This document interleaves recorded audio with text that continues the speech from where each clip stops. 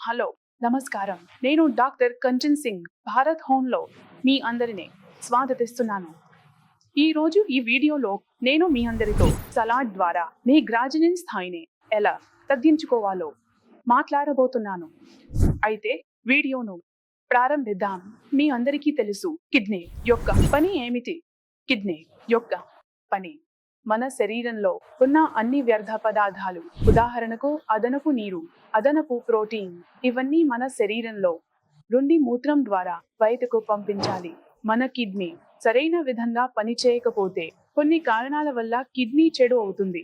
ఉదాహరణకు high blood pressure, diabetes, urinary tract infection, kidney stone లేదా PKD వంటి సమస్యల వల్ల.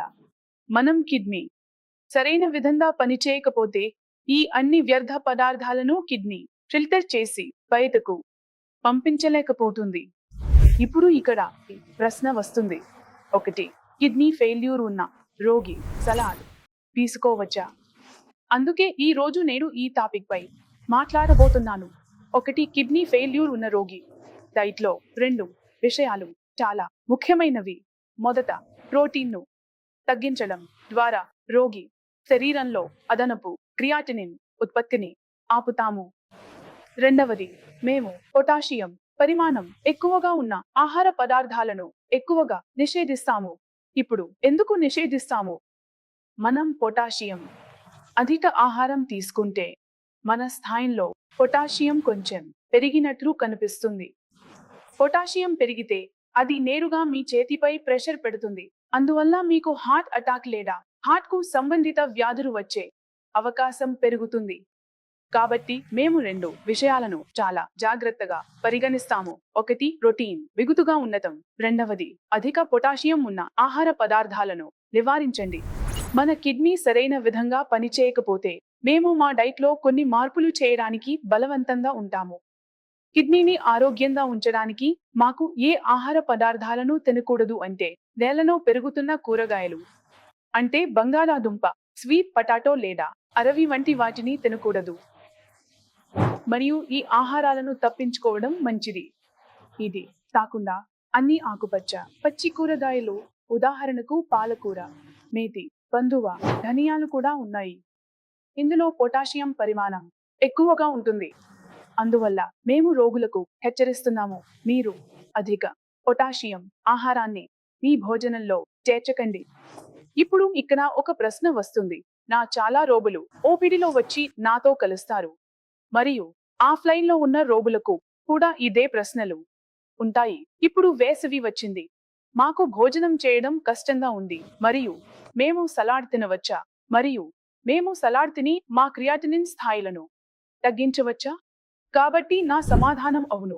మీరు ఖచ్చితంగా సలాడ్ తినవచ్చు.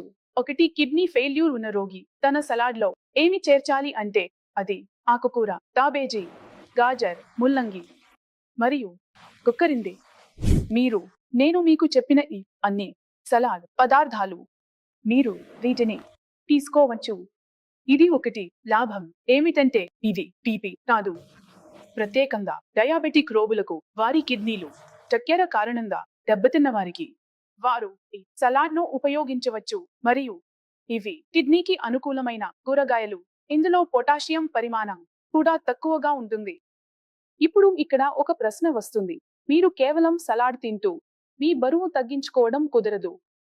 మీరు కేవలం సలాడ్ తింటూ ఉంటే, ఎప్పుడూ సలాడ్ తింటూ ఉంటే, మీరు రొట్టె తినడం లేదు, అన్నం తినడం లేదు, కాస్త దాల్ కూడా తినడం లేదు అంటే, మీరు ఇలా చేస్తే మీ స్థాయి సమతుల్యంగా ఉండదు. మీరు ఆహారంతో పాటు సలాడ్ కూడా ఉపయోగించాలి. ఇప్పుడు మీరు సలాడ్ ఎంత తినవచ్చు అంటే, చాలా మంది రోగులు ఈ ప్రశ్నను తప్పకుండా అడుగుతారు. నేను సలాడ్ ఎంత తినాలి అంటే, మీరు ఒక చిన్న ప్లేట్ అంటే క్వార్టర్ ప్లేట్ అని పిలువబడే ఆ చిన్న ప్లేట్లో 1 ప్లేట్ సలాడ్ తినవచ్చు. మీరు దీనికంటే ఎక్కువ పెంచితే, మీరు ఆహారంలో రొట్టె లేదా అన్నం తీసుకోకపోతే, లేదా మీరు కొంచెం కూరగాయలు కూడా తీసుకోకపోతే, మీ ఆకర్షణలు పెరిగిపోతాయి. కాబట్టి మీ డైట్లో అన్ని విషయాలను సమతుల్యంగా ఉంచాలి. కాబట్టి నేను ఆశిస్తున్నాను, ఈ రోజు మీరు ఏ రకమైన సలాడ్ ఉపయోగించి మీ గ్రాసినిన్ స్థాయిని తగ్గించుకోవచ్చో అర్థం చేసుకున్నారని అయితే ఈరోజు వీడియోలో అంతే. తర్వాత నేను మీతో తదుపరి వీడియోలో కలుస్తాను. అప్పటి వరకు ధన్యవాదాలు.